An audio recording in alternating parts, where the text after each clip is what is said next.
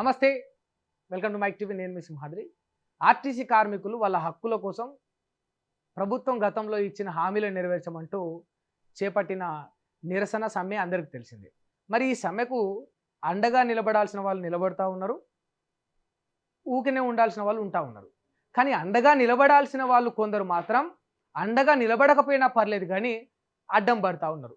ఆ అడ్డం పడ్డ వాళ్ళలో పోలీసు వాళ్ళు ముందరున్నారు. ఆ పోలీసు వాళ్ళలో ఎస్పెషల్లీ వికారాబాద్ జిల్లాలోని తాండూరు పోలీసులు మొట్టమొదటి స్థానంలో ఉన్నారు. ఎందుకంటే వాళ్ళు రిలీజ్ చేసిన ఒకసారి ప్రకటన చూడండి మీరు. తాండూరు పట్టణ పరిధిలో గల టెంట్ హౌస్ షాపు ఓనర్లు, ఫంక్షన్ హాల్ ఓనర్లు, కమ్యూనిటీ అండ్ కన్వెన్షన్ హాల్ ఓనర్లు మరియు అసోసియేషన్కు సంబంధించిన వ్యక్తులందరికీ తెలియజేయనది ఏమనగా, ప్రస్తుతం ఆర్టీసీ కార్మికుల సమ్మె నడుస్తున్నది. ఇట్టి సమ్మె పూర్తిగా చట్టవిరుద్ధమైనది మరియు గవర్నమెంట్కు వ్యతిరేకమైనది. ఇట్టి సమ్మెకు ఎలాంటి పర్మిషన్ లేదు. కావున పైన తెలిపిన వ్యక్తులందరూ ఇట్టి సమ్మెకు మీ యొక్క సామాన్లు కానీ టెంట్లు కానీ ఇచ్చి అట్టి సమ్మెకు మద్దతు పలికినచో అట్టి వారిపైన చట్టరీత్యా చర్యలు తీసుకుంటామని ఈ సందర్భంగా తెలియజేస్తున్నాము. ఇట్లు తాండూరు పోలీసులు వికారాబాద్ జిల్లా SHO station house officer stamp కూడా వేసి మరీ ఇచ్చిండ్రు. అయితే నేను అడుగుతున్నా, ఈ సమ్మె ఏంటిది అసలు? ఈ సమ్మె ఒక వ్యక్తి చేస్తున్న పోరాటమా లేకపోతే ఒక వ్యవస్థ చేస్తున్న పోరాటమా అనేది ఫస్ట్ క్వశ్చన్. వీళ్ళు వాళ్ళ వ్యక్తిగత జీవితాల కోసం, వాళ్ళ వ్యక్తిగత స్వలాభం కోసం, వాళ్ళ స్వార్థం కోసం చేస్తున్న సమ్మెనా లేకపోతే ఒక కార్మిక సంఘం మొత్తం వెనకబడిపోయినాం, మా కష్టానికి తగ్గ ఫలితం లేదు, మా శ్రమను దోసుకుంటా ఉన్నారు, మేము వెచ్చించిన శ్రమకు తగ్గ ఫలితం లేదని వాళ్ళు చేస్తున్న పోరాటమా అని ఒకసారి నేను పోలీసు వాళ్ళని అడుగుతాను. ఇది ఏంటి? ఒక వ్యక్తి పోరాటమా, ఒక వ్యవస్థ పోరాటమా? ఇది ఖచ్చితంగా ఒక వ్యవస్థ చేస్తున్న పోరాటం.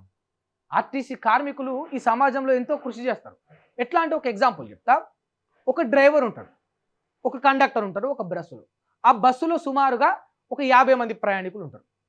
ఆ డ్రైవర్కు నిద్ర వచ్చినా కూడా ఆపుకొని నిద్రపోకుండా కళ్ళు కాయలు గాయంగా బస్సు నడపాలి. ఆ కండక్టర్కు కాళ్ళు నొచ్చినా కూడా గంటల తరబడి అదే బస్సులో నిలబడి ఆయన కేటాయించబడిన సీట్లలో కూడా ఎవరైనా వృద్ధులు వస్తే అక్కడ కూర్చోబెట్టి ఆయన నిలబడి టికెట్లు వసూలు చేస్తారు. ఇది వాళ్ళ డ్యూటీ. ఈ బస్సుల్లో స్టూడెంట్స్ ప్రయాణిస్తారు, వృద్ధులు ప్రయాణిస్తారు, కూలీలు ప్రయాణిస్తారు, డాక్టర్లు ప్రయాణిస్తారు, కొన్ని సందర్భాల్లో లాయర్ ప్రయాణిస్తారు, అన్నిటికీ మించి మీ పోలీసు వాళ్ళు కూడా ప్రయాణిస్తారు. మరి ఇట్లాంటి సేవలను అందిస్తున్న ఈ సమాజానికి ఆర్టీసీ కార్మికులు వాళ్ళ శ్రమకు గుర్తింపు లేదు, వాళ్ళ కష్టానికి గుర్తింపు లేదని సమ్మె చేస్తే అది చట్టవిరుద్ధం ఎట్లయితుంది? అది రాజ్యాంగానికి చట్టానికి వ్యతిరేకం ఎట్లయితుంది? ప్రభుత్వానికి వ్యతిరేకంగా పోరాటం ఎట్లయితుంది? సరే, మీ లెక్కలు మీకుంటే రాజ్యాంగంలో కొన్ని పాయింట్స్ తీసుకుంటారు. సరే, అదే లెక్క ప్రకారం నేను ఒకటి అడుగుతున్నా.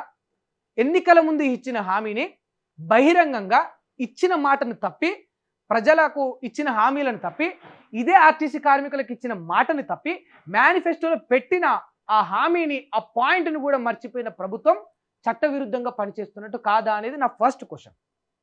కొందరు చిరు వ్యాపారస్తులు ఇక్కడ చూడండి, టెంట్ హౌస్ షాపు ఓనర్లు, ఫంక్షన్ హాల్ ఓనర్లు, కమ్యూనిటీ కన్వెన్షన్ హాల్ ఓనర్లు అసోసియేషన్కు ఈ సంబంధించిన వ్యవస్థకు వీళ్ళు చెప్తున్నారు ఏమని?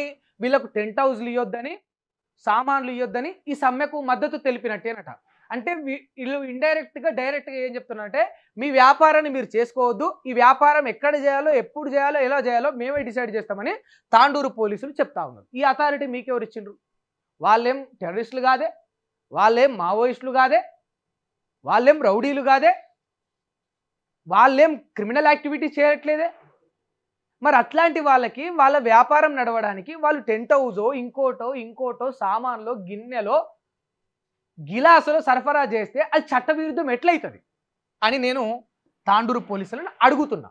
దీనికి సమాధానం ఖచ్చితంగా చెప్పాలి. సమ్మె అనేది, వాళ్ళు చేసే పోరాటం అనేది వాళ్ళ హక్కు. ఎందుకు అనంటే, ఇప్పుడు ఇదే పోలీసు వాళ్ళ విషయం ఒకసారి చూద్దాం.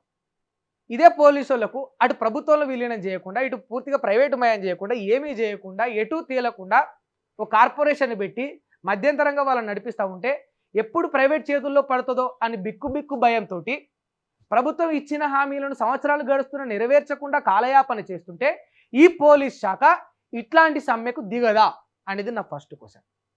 మీకు ఇచ్చిన హామీని మేనిఫెస్టోలో పెట్టినట్టుగా పేపర్కు మాత్రమే పరిమితం చేసి 2-3 ఏళ్ళు అయినా కూడా దాన్ని నెరవేర్చకపోతే ఇదే పోలీసు వాళ్ళు ఇట్లనే ఆర్టీసీ కార్మికుల్లాగా సమ్మెకు దిగరా అనేది నా రెండో క్వశ్చన్. మీరు పడుతున్న కష్టానికి శ్రమకు తగ్గ జీతం మీకు ఇవ్వకపోతే ఈ పోలీస్ శాఖ, అందులో స్పెషల్గా తాండూరు పోలీసు వాళ్ళు ఇట్లాంటి సమ్మెకు దిగరా అని నేను అడుగుతున్నా. ఇది నా 3వ క్వశ్చన్. ఒక్కసారి మీ మనస్సాక్షిని అడుగుంటారు మీరు ఇంటికి పోయినాక. మరి మనలాంటి సాటి ఉద్యోగులే, తోటి ఉద్యోగస్తులే, మనలాగా మనకంటే ఎక్కువ కూడా కొన్ని సందర్భాల్లో కాయా కష్టం చేసే కార్మికులే, మరి వాళ్ళ కష్టం వృధా అవుతుంది, వాళ్ళ శ్రమ దోపిడీకి గురవుతుంది, వాళ్ళు పడుతున్న ఆ శ్రమకు కష్టానికి తగ్గ ఫలితం దక్కట్లేదు. మరి వాళ్ళు ఈ పోరాటం చేసుకోవడం తప్ప ఒప్ప అనేది ఒకసారి మీ మనస్సాక్షిని మీరు అడుగుంటారు. ఎందుకు అనంటే ఇది వ్యక్తులు వాళ్ళు వ్యక్తిగతంగా చేసుకుంటున్న పని కాదు, ఇది ఒక వ్యవస్థ చేస్తున్న పోరాటం. ఎందుకంటే వాళ్ళు ఇల్లు కావాలని అడుగుతలేరు, బంగళా కావాలని అడుగుతలేరు, కారు కావాలని అడుగుతలేరు, బండ్లు కావాలని అడుగుతలేరు. ఏదైతే ఆర్టీసీ బస్సు నడిపిస్తా ఉన్నారో అట్లాంటి బస్సులు మా గోనియండ్రి, వ్యక్తిగతంగా నడుపుకుంటామని అడుగుతలేరు. వాళ్ళ శ్రమను గుర్తించమనుండ్రి. రూపాయి ఖర్చు లేకుండా అయిపోతుంది. ప్రభుత్వంలో విలీనం చేయడం అనేది ప్రభుత్వానికి ఖర్చు లేని ప్రాసెస్. టీఎస్ టు టీజీ చేయడమే కొన్ని కోట్ల రూపాయల ఖర్చుతో కూడుకున్నది. పేరు మార్చడానికి ఇన్ని కోట్లు వెచ్చించిన ప్రభుత్వం మా ఉద్యోగాలను ఫిక్స్డ్గా గ్యారంటీగా ఉండడానికి ప్రభుత్వంలో విలీనం చేయడం రూపాయి ఖర్చు లేని పని. మరి ఇది ఎందుకు చేయట్లేదని ఆ కార్మికులు నిరసన వ్యక్తం చేస్తా ఉన్నారు. ఇందులో తప్పెక్కడుంది? వాళ్ళ మేనిఫెస్టోలో పెట్టింది కదా 32 హామీలు కాదు, వాళ్ళు 300 హామీలు కోరుకున్నా కూడా తప్పులేదు. ఎందుకంటే ఓ 200-300 కిలోమీటర్లు ఎట్లా నడుపుతారు?